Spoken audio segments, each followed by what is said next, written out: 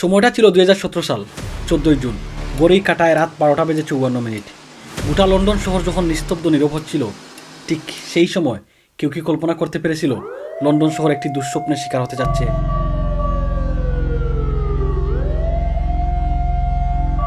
London শহরের লেটিমার road, শহরের এই প্রান্তে সিমসাম গলি, রাস্তার পাশে ভিক্টোরিয়া আমলের গড়বাড়ি, তারই মাঝে দাঁড়িয়ে রয়েছে সুউচ্চ ভবন যার নাম গ্রেনফেল টাওয়ার। গ্রেনফেল টাওয়ারে বহুজাগতিক মানুষ বাস করত বহু স্বপ্ন, বহু গল্প। সেই আকাশচুম্ব ভবনটি বর্তমান সময়ে শুধুমাত্র একটি স্মৃতিস্তম্ভের মতো দাঁড়িয়ে রয়েছে। কি রয়েছে তার ইতিহাস, চলুন আমরা দেখে আসি। Above the middle, and she was screaming, "I've got a baby, please help me get out, I can't get out, I'm trapped, I need to save my baby." As well as those of astonishing bravery. As I was going downstairs, you had firefighters going up the stairs, brave firefighters going up the stairs. The Prime Minister has finally announced a full public inquiry, and today the Chancellor's shock revelation that the cladding around the building may have been banned. We need to know what happened. We need to have an explanation of this. We owe that to the families, to the people who have lost loved ones, friends, and the homes in which they lived.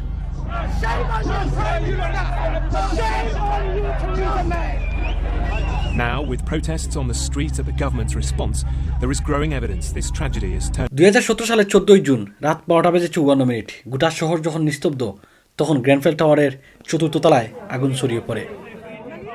Within 20 minutes of the alarm being raised, 40 fire engines arrived at the Lancaster.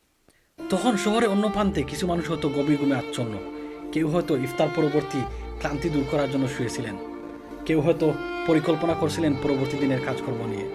কিন্তু একটি পরিবার, তারা কি কল্পনা করেছিল এরা তাদের জীবনের শেষ রাত হতে যাচ্ছে? ভবনের যেই তলায় আগুন ধরেছিল তার অনেক উপরে 21 তলা, যেখানে কামরুল মিয়া এবং তার পরিবারের বসবাস। সেখান থেকে তারা প্রতিদিন উপলব্ধি করতে পারতেন এই শহরের মানুষের চলাফেরা, বাসের চলাফেরা। সেখান থেকেই হয়তো উপলব্ধি করতে পারতেন এই পৃথিবী যন্ত্রচালিত একটি টিকটিকির মতো এগিয়ে যাচ্ছে। কামরুল মিয়া এবং তার পরিবার প্রথম দিকে নটিং হিলের একটি ছোট্ট ফ্ল্যাটে বসবাস করতেন। পরবর্তীতে বিভিন্ন বাড়া বাসা ঘুরে 2009 সালে গ্রেনফেল টাওয়ারে ওঠেন। ইতিমধ্যে কামরুল মিয়া অবসর নিয়েছেন, সুতরাং বাড়িতে বসে শুধুমাত্র পত্রিকা এবং কোরআন তিলাওয়াত করতেন। ওনার স্ত্রী রাবেয়া বেগম, যিনি সন্তানদের পছন্দ মতো খাবার তৈরি করতেন। বাংলাদেশে থাকা অবস্থায় কামরুল মিয়া পেশা একজন শিক্ষক ছিলেন। 1997 সালে পরিবার নিয়ে যুক্তরাজ্যে পাড়ি জমান। তাদের পরিবারের সদস্যদের মধ্যে বড় ছেলে হামিদ একজন ট্যাক্সি চালক, মেজর ছেলে হানিফ একটি রেস্তোরাঁ ম্যানেজার, ছোট্ট ছেলে হাকিম পড়াশোনা চালিয়ে যাচ্ছিলেন এবং মেয়ে হুসনা বেগম, যিনি কিনা লেস্টার ইউনিভার্সিটি থেকে MBA করছিলেন। সেই সাথে তিনি একটি এল্ডারলি কেয়ার সেন্টারে কাজ করছিলেন। 1 মাস পর তার বিয়ে। 15 জুলাই লেস্টারের গ্র্যান্ড হোটেলে তার বিবাহের দিন নির্ধারিত। নিমন্ত্রণপত্রের ডিজাইন, খাবারের মেনু, এমনকি মেহেদির গান পর্যন্ত হুসনা নিজেই ঠিক করে রেখেছিলেন। হুসনা কি তখন কল্পনা করতে পেরেছেন তার জীবনের এই স্বপ্নই থেকে যাবে, তা হয়তো আর কখনো পূরণ হবে না? 2017 সালে 13 জুন এক মঙ্গলবার রাত, বাড়িতে সবাই ছিলেন, শুধুমাত্র হাকিম ছিলেন বন্ধুর বাড়িতে। রাবেয়া বেগম রান্নাঘরে ব্যস্ত, হানিফ ছিলেন ফোনের মধ্যে, হুসনা বেগম তার বিয়ের নিমন্ত্রণে ব্যস্ত ছিলেন। ঘড়ির কাঁটা তখন 12:50। নিচ থেকে বিকট একটি শব্দ আসে। হামিদ তখন নিচ দিয়ে লক্ষ্য করলেন এবং দেখলেন নিচ থেকে দুয়ার কুণ্ডলি আসছে। আতঙ্ক ছড়িয়ে পড়ে তাদের মধ্যে। ফায়ার ব্রিগেডকে কল দেওয়া হয়। নির্দেশ আসে, স্টে ইনসাইড। তখনও কেউ জানে না এই সিদ্ধান্তই হবে মৃত্যুর একমাত্র নির্বাক ফরমান। মাত্র 20 মিনিটে পুরো বিল্ডিংয়ে আগুন ছড়িয়ে পড়ে। ঘড়ি কাটায় তখন 1:45। কামরুল মিয়া এবং তার পরিবার এখনও বাহির হয়ে আসার সুযোগ ছিল, কিন্তু 82 বছরের কামরুল মিয়া, যিনি কিনা চলাফেরায় অক্ষম, এবং রাবেয়া বেগম, যিনি হচ্ছেন শ্বাসকষ্টের রোগী, সুতরাং সন্তানেরা কি তাদেরকে রেখে চলে যাবেন? ঠিক তখনই হানিফ কল করেন কাজিন সামিরকে।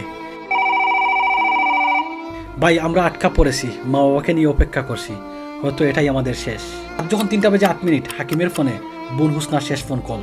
কণ্ঠে ছিল বয়ের ছায়া, কিন্তু শব্দে অদ্ভুত শান্তি। আগুন লেগেছে, ফ্ল্যাটে আমরা আটকা পড়েছি, কখনো যদি ভুল করে কোনো কষ্ট দিয়ে থাকি ক্ষমা করে দিও, আমরা হয়তো আর বাঁচব না। সময় তখন 3:10। ঘড়ির কাঁটার প্রতিটি সেকেন্ডের শব্দ যেন একটি স্বপ্নকে হত্যা করছিল, প্রতিটি নিঃশ্বাস যেন আরও দৈর্ঘ্য হওয়ার ইচ্ছা প্রকাশ করছিল। তখন একটি ভয়েস নোট আসে সামিরের কাছে। সামির, শুন, হুসনা বলেছে তার বিয়ের ড্রেসটি যেন তার বেস্ট ফ্রেন্ড সুহাগীকে দিয়ে দিতে। আমরা মা বাবাকে ছেড়ে আসতে পারবো না, এটাই আমাদের শেষ। Don't Cry, we are together. ভোর 4টায় যখন ফায়ার ব্রিগেডের কর্মীরা 21 তলায় আসলেন, তখন তাদের চোখে পড়ল ধ্বংসস্তূপের মধ্যে প্রায় 5টি দেহ জোড়াজোড়িভাবে থাকা। কামরুল মিয়ার হাতে খোলা কুরআন এবং হুসনা বেগমের পায়ের পাশেই ছিল নিমন্ত্রণের খাটগুলো। এজন্য একটি পরিবার ভালোবেসে নিঃশেষ হয়েছিল। একটি পরিবারের হাজার স্বপ্ন যেন নিমিষেই ছাই হয়ে গিয়েছে।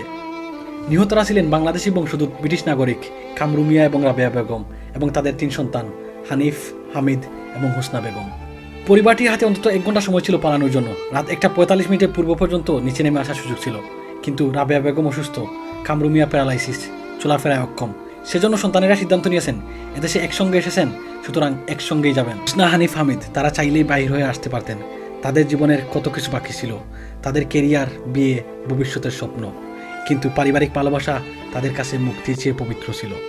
মা বাবাকে রেখে আসা তাদের কাছে এক অসম্ভব নির্মমতা ছিল, যার জন্য তারা একসাথেই রয়ে গিয়েছিলেন। তারা খুব ভালো করেই জানতেন এই সিদ্ধান্তের মানেই মৃত্যু, তারপরও তারা বেছে নিয়েছেন একসাথে চলে যাওয়ার পথ। তারা হয়তো বিশ্বাস করতেন যদি একসাথে থাকি তাহলে হয়তো মৃত্যু আমাদেরকে ভয় পাবে।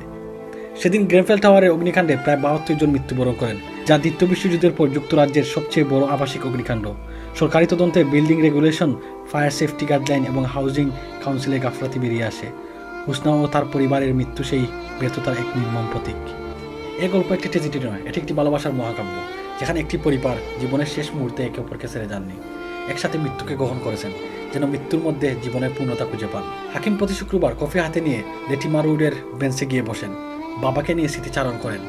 এখানে বেঞ্চে খুদাই করে লেখা, here lived a family who loved each other beyond life itself.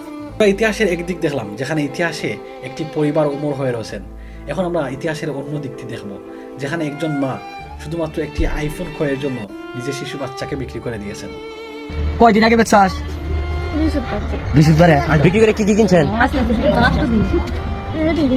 কি কি নাম বলেন? কি নাকের গয়না? জোরে কোন? মোবাইল আর কি? মোবাইল কত টাকা নিছে? হ্যাঁ, বাকি টাকা কই? প্রশ্ন জাগতেই পারে, এখনকার মায়েরা কি রাবেয়া বেগমের মতো মা হতে পারেন না, যিনি কিনা নিজের সন্তানদেরকে মনুষ্যত্বের শিক্ষা দেবেন? আধুনিকতার শিক্ষা নয়, বরং একজন সঠিক মানুষের শিক্ষা। আমরা যদি লক্ষ্য করি তাহলে দেখতে পারি বর্তমান সময়ের মারা তারা আধুনিক হচ্ছেন এবং শিক্ষিত হচ্ছেন, কিন্তু জাতি শিক্ষিত হচ্ছে না। জাতি একটি নষ্ট জাতিতে পরিণত হচ্ছে।